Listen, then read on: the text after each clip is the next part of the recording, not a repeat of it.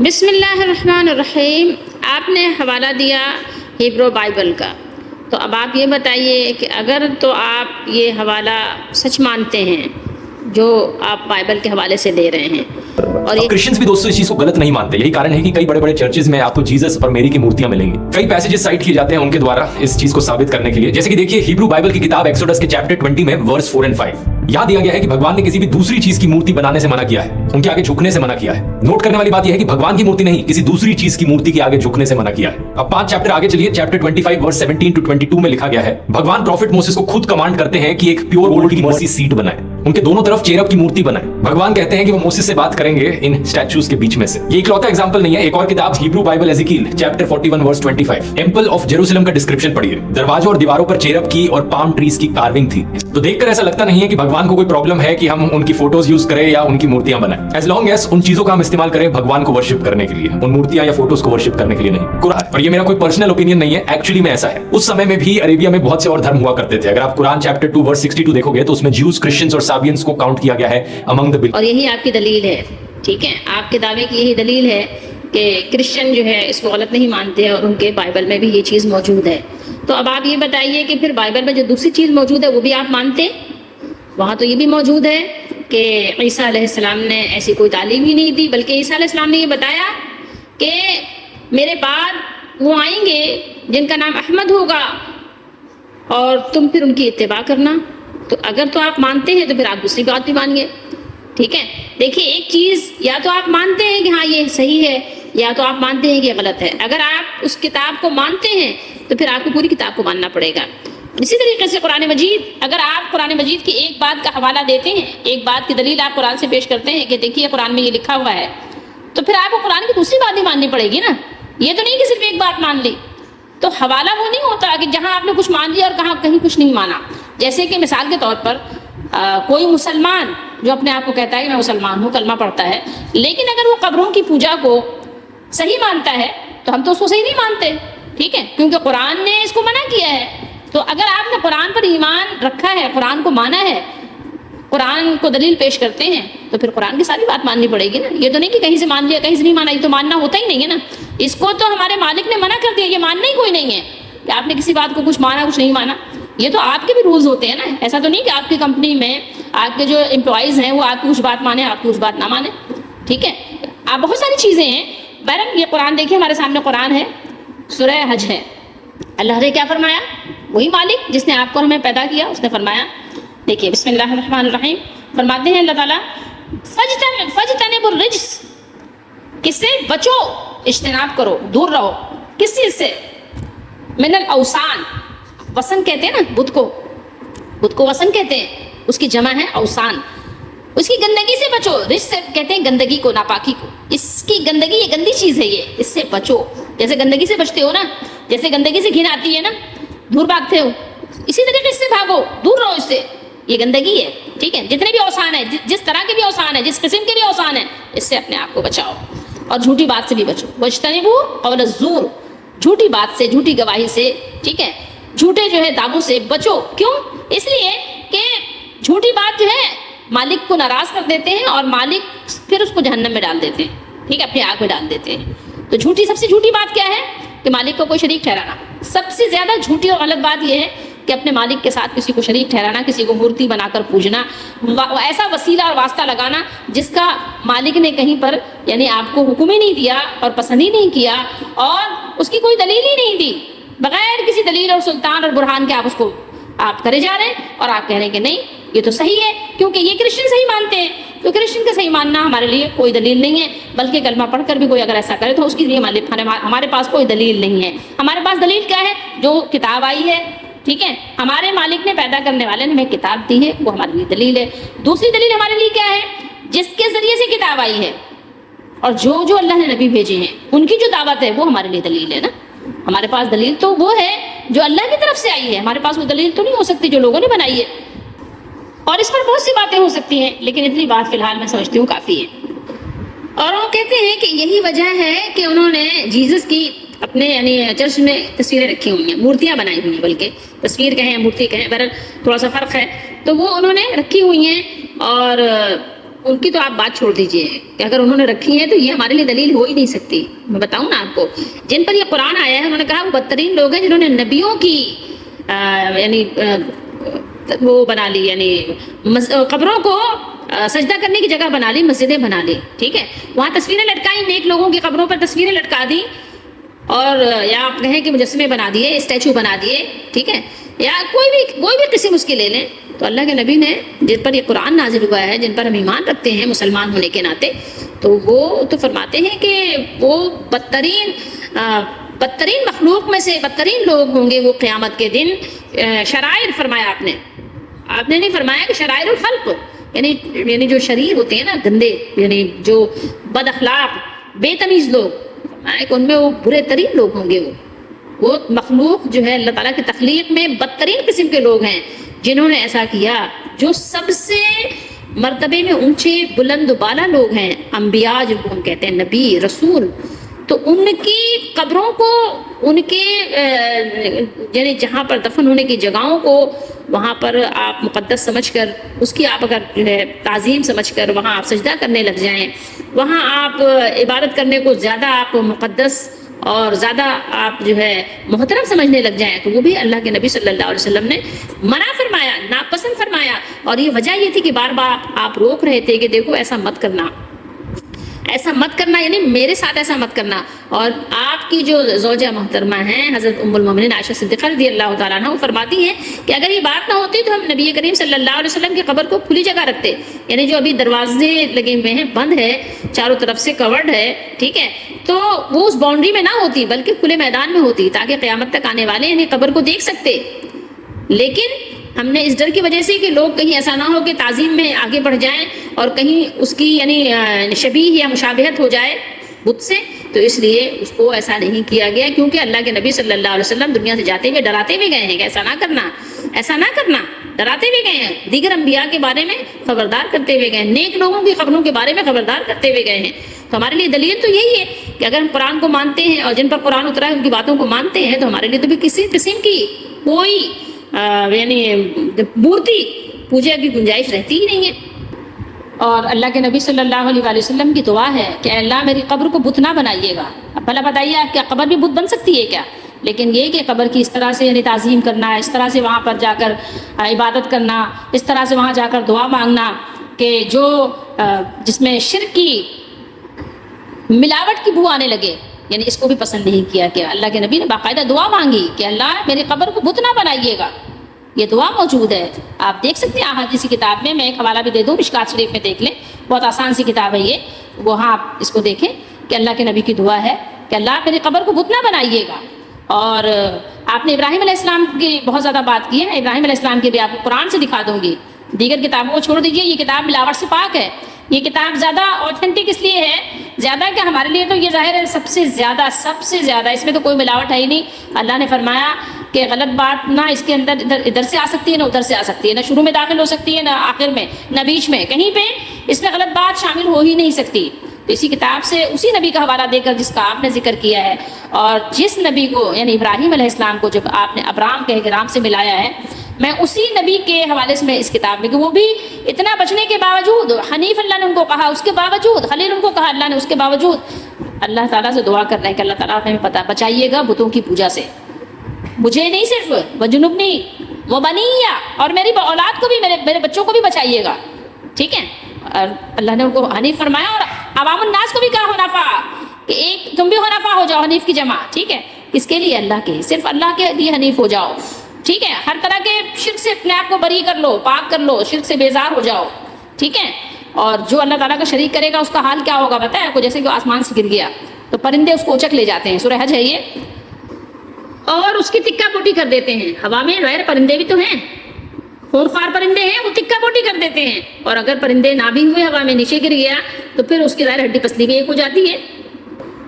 تو اگر تو مورتیوں کے حوالے سے کہیں پر بھی مالک کو یاد کرنے کا عمل پسندیدہ ہوتا تو کوئی حوالہ تو ملتا قرآن سے، نبی کی تعلیم سے، نبی کے عمل سے، صحابہ کے عمل سے، تو کہیں تو کوئی ایسا ہمیں جو ہے برہان، سلطان، دلیل کہیں تو ہمیں پیش کر دی جاتی.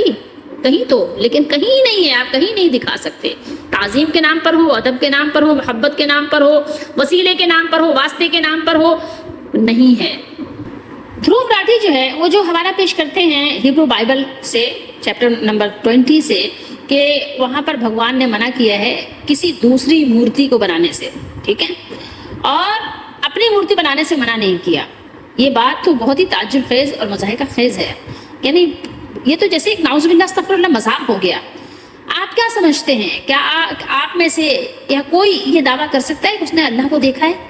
کہ اللہ تعالیٰ کی کس طرح سے مورتی بنائی جا سکتی ہے جب ہم نے اس کو دیکھا ہی نہیں ہے، جب کسی انسان نے اس کو دیکھا ہی نہیں ہے، جب کوئی اس کو دنیا میں دیکھ ہی نہیں سکتا، کسی کے پاس وہ آنکھ ہی نہیں ہے، کسی کو وہ آنکھ ہی نہیں دی گئی، یا کسی کے پاس وہ دماغ نہیں دیا گیا کہ وہ امیجن کر سکے کہ اس کا مالک کیسا ہے، تو بھلا اس کی مورتی کیسے بنا سکتے ہیں آپ بتائیے. کہ اگر آپ مورتی اس کی بنا رہے ہیں کہ بھگوان کی مورتی بنائی جا سکتی ہے اور بھگوان کے علاوہ کی مورتی نہیں بنائی جا سکتی، تو اب آپ نے جتنی مورتیاں بنائی ہیں تو اب آپ یہ بتائیے کہ آپ اس کو کیسے ڈیفائن کریں گے کہ یہ مورتی بھگوان کی ہے اور یہ مورتی بھگوان کے علاوہ کی ہے.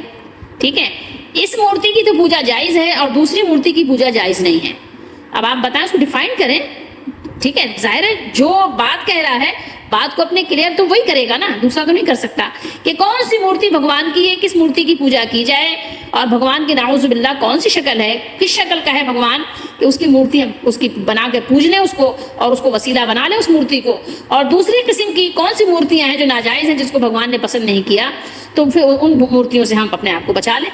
تو یہ پھر اس کو آپ ذرا بتائیں تو صحیح، ورنہ تو یہ بات ڈاؤٹ فل ہے. ٹھیک ہے، اب اس کو آپ کیسے ایک مبہم یا ڈاؤٹ فل بات کو آپ کیسے جو ہے کیا کہتے ہیں دلیل بنا سکتے ہیں؟ سوچیے تو تھوڑی دیر کے لیے. ایک سب سے بڑی بات تو یہ کہ بھگوان کو دیکھا کس نے ہے. دوسری بات یہ ہے کہ بھگوان نے یہ کہاں یہ بات کہی ہے، کس جگہ کس نبی سے یہ بات کہی ہے کہ میری مورتی بناؤ اور میری مورتی کے ذریعے سے مجھے یاد کرو. ٹھیک ہے، مجھے بھی یاد کرو اور مورتی کے ذریعے سے مجھے زیادہ یاد کرو اور مجھ تک پہنچو، لیکن یہ ہے کہ میرے غیر کی مورتی مت بناؤ. تو اب یہ بات بڑی عجیب ہو گئی، یعنی بہت یہ نہیں کہنا چاہیے کہ شک میں ڈالنے والی ہو گئی کہ بھگوان کی شکل کیسی ہے، بھگوان کی شکل کیسی، بھگوان کو کس نے دیکھا ہے، کون دعوے دار ہے کہ میں نے دیکھا ہے کہ بھگوان کی ایسی شکل ہے، اس کی ایسی آنکھیں ہیں، اس کے ایسے ہاتھ ہیں، اس کا ایسا جسم ہے، ایسا جسہ ہے، اس کا ایسی باڈی ہے اس کی. ٹھیک ہے، کہیں آپ نے 4 ہاتھ بنا دیے ہیں، کہیں آپ نے 2 ہاتھ بنا دیے ہیں، کہیں گلے میں سانپ لٹکا دیا ہے. ٹھیک ہے، کہیں نعوذ باللہ استغفر اللہ بالکل یعنی بغیر کپڑے کے آپ کا بھگوان بیٹھا ہوا ہے. نعوذ باللہ استغفر اللہ، ہمارے رب کا ہمارے اللہ کو اس سے کوئی تعلق نہیں ہے. ٹھیک ہے، وہ ہمارا پالن ہار جو ہے وہ اس چیز سے اس نے فرمایا وہ سبحان ہے، وہ قدوس ہے، کوئی نقص، کوئی عیب، کوئی کمی بیشی، سو جانا، بھول جانا، اس سے ہمارا رب پاک ہے. اور ہمارے پاس ہمیں اتنی عقل بھی نہیں دی گئی کہ ہم اس تک پہنچ جائیں. ٹھیک ہے، بس ہم اس کی مانیں، اس کی عبادت کریں جیسے اس نے بتایا، جیسے اس نے اپنے نبیوں کے ذریعے سے ہمیں پیغام دیا. ٹھیک ہے، تو بس ہمیں اسی طور کو اختیار کرنا، اسی طریق پر چلنا ہے. ٹھیک ہے، اسی ٹریک پر ہمیں بالکل قدم بقدم ویسے ہی چلنا ہے. ہمیں تو یہ حکم دیا گیا ہے. تو اگر آپ بھی حق کے متلاشی ہو اور واقعی قرآن کی کچھ بات مانتے ہو، کچھ نہیں مانتے ہو، تو پھر قرآن کو اگر مانتے ہو کچھ باتوں کو تو پورا مان لو. تو اسی میں فائدہ آپ کا بھی ہے، اسی میں فائدہ ہمارا بھی ہے. اب آپ دیکھیے ابراہیم علیہ السلام کی دعا جس کی آپ نے مثال دی ہے نا، تو یہ سورہ ابراہیم ہی ہے قرآن میں. تو یہاں پر آیت نمبر 25 میں آپ دیکھ سکتے ہیں 25 میں کہ اللہ نے ابراہیم علیہ السلام کی دعا ذکر کی ہے کہ ابراہیم علیہ السلام نے جب یہ بات عرض کی تھی اپنے رب سے، اپنے پالن ہار سے، اپنے مالک سے جس نے ہمیں پالا ہے، اس سے دعا کی کہ اس شہر کو جو مکہ ہے، جس کو ہم مکہ مدینہ کہتے ہیں نا، تو ابراہیم علیہ السلام تو مکے میں تھے، مدینہ میں تو رسول اللہ نے دعا کی تھی، محمد رسول اللہ نے. بلد کہتے ہیں شہر کو، حاذل بلدا آمنا. ٹھیک ہے، امن والا شہر بنا دیجئے اس شہر کو جس میں ابراہیم علیہ السلام تھے، جہاں اپنے یعنی بیٹے کو اور اپنی بیوی کو چھوڑا تھا، اس شہر کے لیے دعا کی تھی کہ اس کو امن والا بنا دیجئے. اور پھر مزید دیکھیے کہ کیا دعا کی تھی، جو پوری زندگی جس نے سب کچھ چھوڑ دیا اللہ کو پانے کے لیے، اپنے مالک کو پانے کے لیے کوئی کمپرومائز نہیں کیا، سب کچھ چھوڑ دیا، وطن چھوڑ دیا، والد کو چھوڑ دیا، ہر چیز چھوڑ دی، سب کچھ، دوست احباب سب کچھ. یعنی وہاں پر انہوں نے کہا کہ نہیں میں افورڈ نہیں کر سکتا. ٹھیک ہے، اللہ کو چھوڑنا افورڈ نہیں کر سکتا، اپنے مالک کو چھوڑنا افورڈ نہیں کر سکتا، باقی سب کچھ افورڈ کر سکتا ہوں. ٹھیک ہے، تو انہوں نے اتنا کچھ کرنے کے باوجود بھی دیکھیے ان کی دعا کیا ہے، کیا دعا کرنا ہے، وجنبنی وبنی ان نعبد الاصنام. آیت نمبر 25 کیا کہہ رہے ہیں کہ مجھے بچا لیجئے. ٹھیک ہے, کس سے بچنا ہے؟ بچنے کی دعا کس سے کرنا ہے کہ مجھے بچنے کی توفیق دیں, مجھے بچا لیں, اور میری اولاد کو بھی وبنی میرے بچوں کو بھی بچائیں. کس سے؟ یہ کہ ہم وہ پوجا کریں اصنام کی. صنم کی جمع ہے نا اصنام, آپ بھی کہتے ہیں صنم. یعنی آپ دیکھیں کہ اتنا کچھ کرنے کے باوجود بھی شیطان کی شر سے ڈر رہے ہیں. اتنے بڑے نبی جن کو خلیل بھی کہا, اور اللہ نے کیا کچھ ان کو القابات دیے ہیں, بڑے بڑے لقب ان کو ملے ہیں, لیکن اس کے باوجود بھی دعا کر رہے ہیں کہ مجھے بھی بچا لیجئے اور میرے بچوں کو بھی بچا لیجئے. یہ کہ کہیں کسی بھی طرح سے, کسی بھی طور سے کہیں بتوں کی پوجا میں نہ لگ جائیں, کہیں غیر اللہ کے سوا کہیں کسی اور کو کوئی اپنا حاجت روا مشکل کشا نہ سمجھ لیں, کسی اور کے سامنے ہاتھ نہ جوڑ لیں, کسی اور کے سامنے سر نہ جھکا دیں. بچا دیجئے گا ہمیں اس بات سے. تو یہ اسی نبی کی تعلیم ہے جس کی آپ مثال دے رہے تھے. شاہکار کے مادھیم سے نراکار میں پرویش کریں گے. مزید دھروو راٹھی جو ہے وہ دیتے ہیں حوالہ, کس کا دیتے ہیں؟ وہ جس کتاب کا نام بتایا بائبل کا, چیپٹر 25 ورس 17 to 22, اس کا حوالہ دیتے ہیں یہ کہ بھگوان بات کریں گے کہ آپ جو ہے ایک مورتی بنائیں. کس کی بنائیں؟ پیور گولڈ کی بنائیں. ٹھیک ہے, اور اس کے دونوں طرف, اور نعوذ باللہ بھگوان کہتے ہیں کہ وہ موزس سے بات کریں گے. ٹھیک ہے, اب آپ یہ بتائیے کہ اگر یہ بات مان لیتے ہیں, نعوذ باللہ ہم مانتے نہیں ہیں, لیکن بفرض محال اگر آپ یہ کہتے ہیں کہ آپ یہ بات مان لیتے ہیں, ہم اگر اپنی آخرت کو فراموش کر کے, اپنی موت کو, اپنی قبر کو بھول کر ہم یہ بات نعوذ باللہ تھوڑی دیر کے لیے بھی ایکسیپٹ کر لیتے ہیں کہ یہ بات صحیح ہے, تو پھر یہ کہ قرآن کو کیا آپ صحیح مانیں گے یا نہیں مانیں گے؟ محمد رسول اللہ کو مانیں گے یا نہیں مانیں گے؟ یا مسلمانوں کا دین یعنی بالکل کہنا چاہیے کہ بے بنیاد ہے, بے مقصد ہے, اس کا تو کوئی پھر مقصد ہی نہیں رہ گیا. مسلمانوں کا دین تو پھر آپ نے مانا ہی نہیں نا. مسلمانوں کا جو دین دھرم ہے وہ تو پھر بے مقصد ہو کر رہ جاتا ہے اگر آپ کی یہ بات کو صحیح مان لیا جائے, تھوڑی دیر کے لیے بھی ایکسیپٹ کر لیا جائے تو. اور وہ یہ بھی کہتے ہیں کہ یہ ایک اکلوتی یا یونیک ایگزامپل نہیں ہے, ایک اور بھی ایگزامپل ہے, دو انہوں نے مثالیں دی ہیں. چیپٹر 41 اور ورس 25 سے ہیبرو بائبل, اس میں کہتے ہیں کہ وہاں یروشلم وغیرہ پر جو ہے یعنی مورتیاں بنی ہوئی تھیں یا فوٹوز وغیرہ سینریز بنی تھی اس ٹائپ کی. اور مزید یہ کہ وہ کہتے ہیں کہ دیکھ کر یہ چیزیں ایسا لگتا نہیں ہے کہ بھگوان کو کوئی پرابلم ہے کہ بھگوان کی فوٹوز یوز کریں یا ان کی مورتیاں بنائیں, ایز لانگ ایز بھگوان کی پوجا کرنے کے لیے, ورشپ کرنے کے لیے, یعنی یہ چیزیں کوئی یعنی رکاوٹ نہیں ہیں, بلکہ یہ چیزیں ایک وسیلہ اور ذریعہ ہیں بقول ان کے.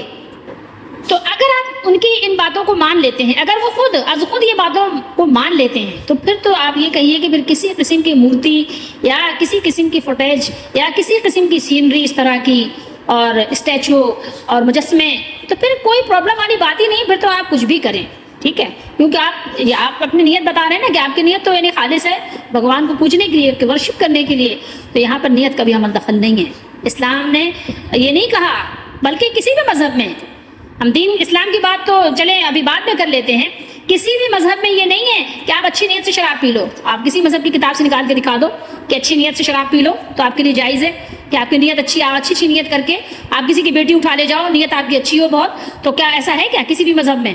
اب اگر ہے تو بتائیے پھر, تو آپ کی نیت بھی یہاں نہیں دیکھی جائے گی.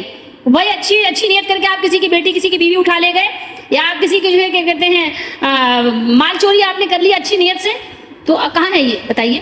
اگر آپ یہی کہتے ہیں نا, اگر آپ نیت کی مان لیں, اگر تعویل کی غلطی بھی مان لیں تو تعویل کی غلطی بھی نہیں چلے گی, یہاں پر تعویل کی غلطی بھی نہیں چلے گی, نیت بھی اچھی نہیں چلے گی. قرآن مجید کی آیت بھی سن لیجئے, یہ ہے سورہ اسراء بنی اسرائیل, یہ 15 سپارہ ہم اس کو کہتے ہیں. اور میں زیادہ عربی پڑھنا اس لیے نہیں چاہتی کہ ظاہر ہے تاکہ سب کو جو بھی سننے والے ہیں سمجھ جائیں کہ اے سننے والے, اللہ کے ساتھ دوسرا الہ آخرہ, دوسرا کوئی الہ نہیں پکارو. ٹھیک ہے, کوئی دوسرا تمہارا حاجت روا, مشکل کشا, بھروسے والا نہیں ہے. اے سننے والے ذرا کان لگا کر سنو کہ دوسرا کوئی خدا نہیں ہے, دوسرے کسی خدا کو مت پکارو, دوسرے کسی خدا کو مت پوجو, دوسرا کوئی خدا ہے نہیں, دوسرا کوئی الہ ہے نہیں. مع اللہ کے ساتھ, یہ نہیں کہ اللہ کو بھی مان رہے ہو, دوسرے کو بھی مان رہے ہو.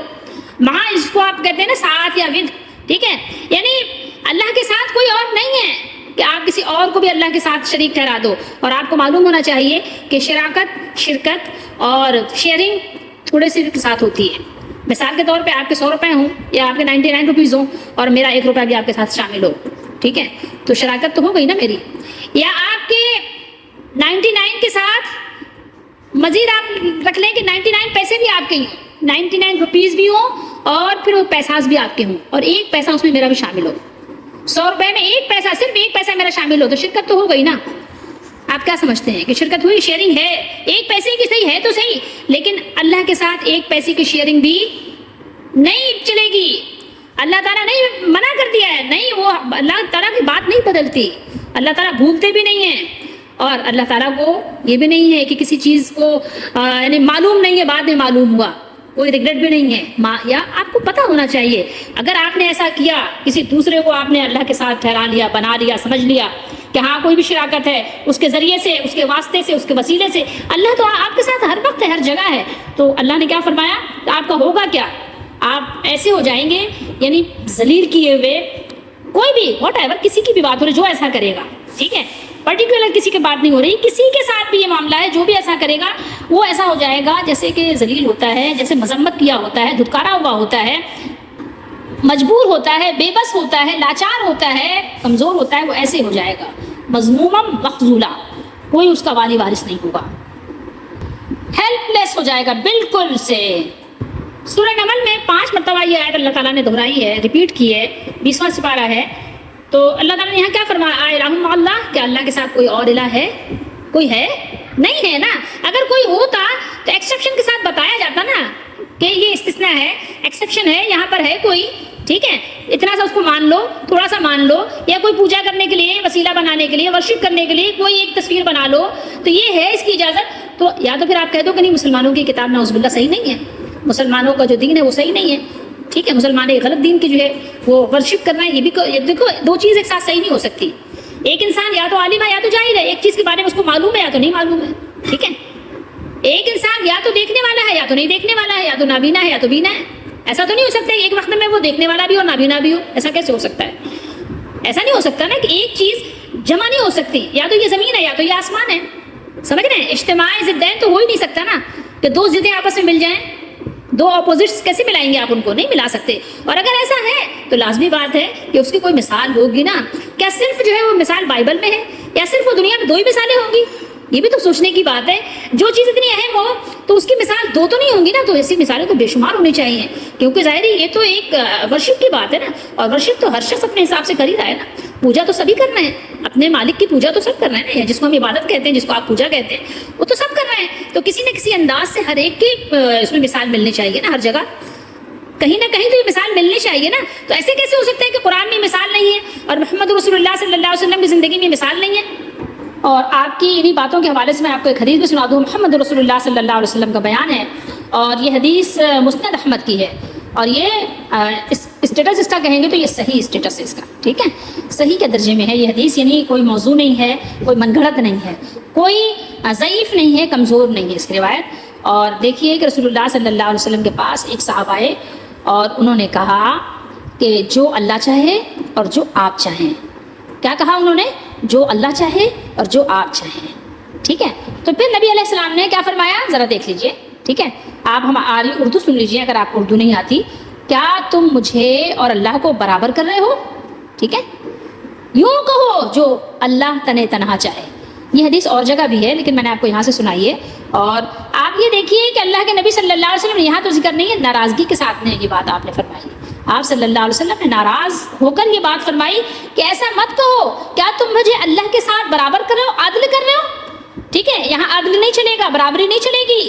تم کہو بل ما شاء اللہ وحدہ, تم کہو کہ ایک اللہ, اکیلا اللہ جو چاہے گا وہ ہوگا. اس معاملے میں یعنی جو اللہ تعالیٰ کا حکم ہے اس میں اللہ کا کوئی بھی شریک نہیں ہے, ٹھیک ہے, کوئی وسیلہ کوئی واسطہ نہیں ہے. اللہ کے نبی صلی اللہ علیہ وسلم نے ان کی بات کو رد کر دیا اور ان کو پھر سمجھایا, بتایا اگر تمہیں کہنا ہے تو کیا کہنا ہے, صرف یہ کہنا ہے کہ جو اللہ تنے تنہا, اکیلا اللہ چاہے گا وہ ہوگا. اللہ کے ساتھ ہونے نہ ہونے میں کسی کی شراکت نہیں ہے۔ اور ایک اللہ کے نبی صلی اللہ علیہ وسلم کی دعا ہے جو ہر نماز کے بعد پڑھا کرتے تھے، اللہم لا مانع لما اعطیت ولا معطی لما منعت ولا ينفع ذا الجد منک الجد۔ جب اللہ کسی کو دینا چاہے تو کوئی روک نہیں سکتا پوری دنیا کی طاقت مل کر، اور جب اللہ کسی کو نہ دینا چاہے تو کوئی دلا بھی نہیں سکتا پوری دنیا کی طاقت مل کر۔ آسان لفظوں میں سمجھیں۔ اور فرمایا کہ اللہ کے دربار میں کسی مالدار کی، کسی بادشاہ کی، کسی بہت بڑے عہدے والے کی کوئی بھی وجاہت کام نہیں آئے گی، یہ جان لیجئے۔ اگر کسی نے اللہ کے ساتھ شرکت کی، شراکت کی، کوئی کسی کو اللہ کے برابر سمجھا یا کسی کو سمجھا کہ ہاں یہ اللہ تعالیٰ سے ملا دے گا، تو اللہ تعالیٰ کو حاجت نہیں ہے، کیونکہ اللہ تو ارحم الراحمین ہے۔ کسی کے وسیلے سے آپ جاتے ہو نا اللہ کی طرف، تو گویا کہ وہ زیادہ مہربان ہے کہ وہ آپ کا کام اللہ تعالیٰ سے بنوا رہا ہے، جبکہ یہ بات نہیں ہے۔ سب سے زیادہ مہربانی کرنے والے اللہ ہیں۔ جبھی اللہ نے نبی بھیجے ہیں، نبی کے ذریعے سے ہدایات بھیجی ہیں، کتاب بھیج کر بتایا ہے کہ آپ نے کرنا کیا ہے اور کیا نہیں کرنا ہے، ٹھیک ہے؟ تو اگر آپ کسی کو بیچ میں ڈالتے ہیں تو گویا کہ جس کو آپ نے بیچ میں ڈالا ہے تو وہ تو زیادہ بڑا آپ کا ہو گیا نا، کہ اس نے آپ کا کام اللہ سے بنوایا ہے، تو اس کی بھی تو کوئی چلی نا۔ لیکن اللہ نے بیچ میں کسی کو نہیں رکھا، اللہ نے بیچ میں رکھا کسی کو نہیں ہے نا۔ اگر کسی کو رکھا ہوتا تو بتا بھی دیتے اللہ تعالیٰ، یہ بات راز نہ رہتی۔ یا ایسا نہیں ہوتا کہ 2-4 لوگوں کو بتا دی گئی اور باقی لوگوں کو چھپا دیا گیا، ان سے راز رکھا گیا، نہیں ایسا نہیں ہے۔ چلیے پھر ملتے ہیں انشاءاللہ ایک بریک کے بعد۔